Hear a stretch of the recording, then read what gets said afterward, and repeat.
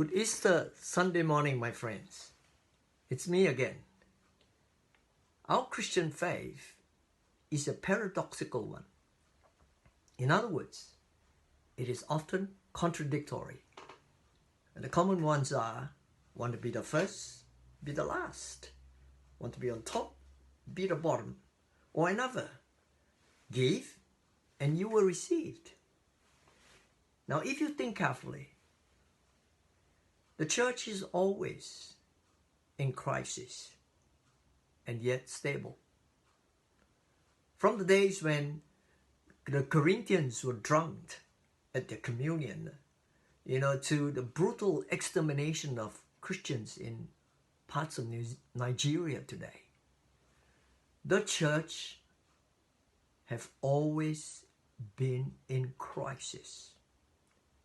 Crises have been a constant. Heresy strikes from the inside and persecutions from the outside. The church has always been and is in crisis.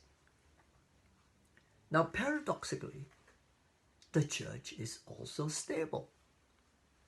Remember what Jesus said in the gospel, "Upon this rock I will build my church." Yes, there will be falling away, false messiahs, heresies that ravage his teaching, moral aberrations among Christian leaders that harm our witness, and persecution that sweep over the landscape. But the gates of hell will not prevail against the people of God. The true church is always in crisis, but always stable.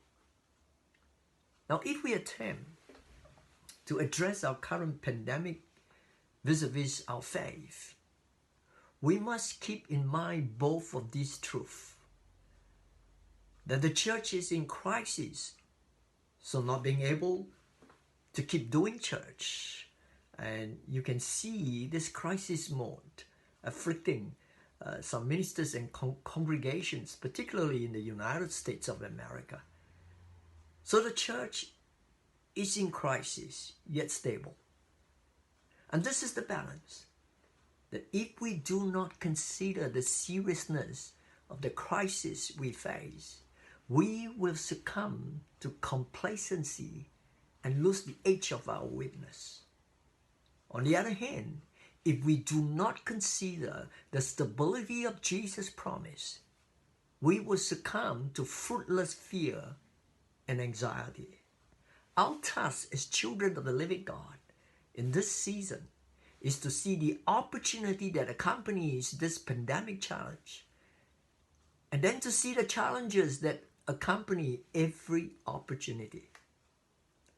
Now, in the complexity of the challenges confronting our lives, our faith, and our relationship with God today, I believe there is a Nehemiah challenge for us, individually and collectively as a church.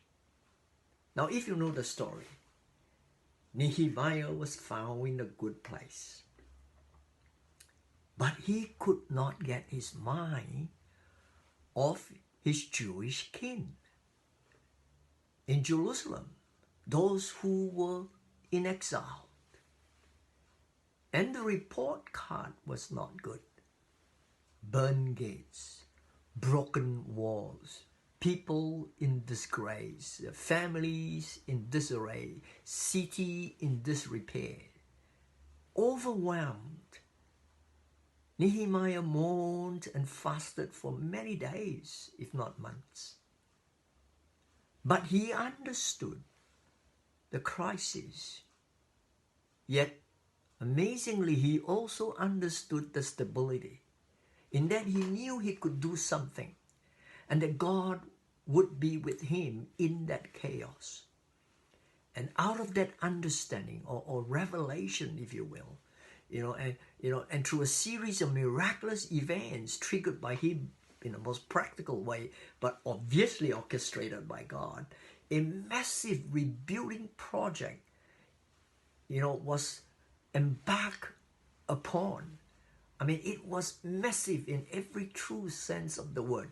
Physical, spiritual, psychological, emotional. That was set in motion to fix the problem. And here is people, in the most pragmatic way, sword on one hand and working tools on the other, they successfully rebuilt the broken down walls and the burned gates. Now that changed history.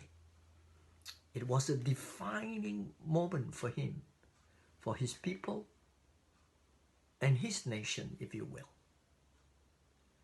Now, I don't believe that the biggest challenges we face in this current pandemic situation are from conspiracy theories or oppressive governments arising from the lockdown, or indeed any other societal pressures from a variety of leftist groups and people, including the very ungodly right and or left-wing media. No, our challenges are much more subtle, and much of it are in our self-centered and self-focused existence and the politically and culturally correct doctrines that have somehow we've inherited or infiltrated or assimilated into our belief system. And all that has to do with our very own heart. It all boils down to our individual integrity, commitment, and dedication. And that is something we can seek to change, to prep ourselves for a new season following this pandemic. There is chaos, but there is also stability in our genuine faith.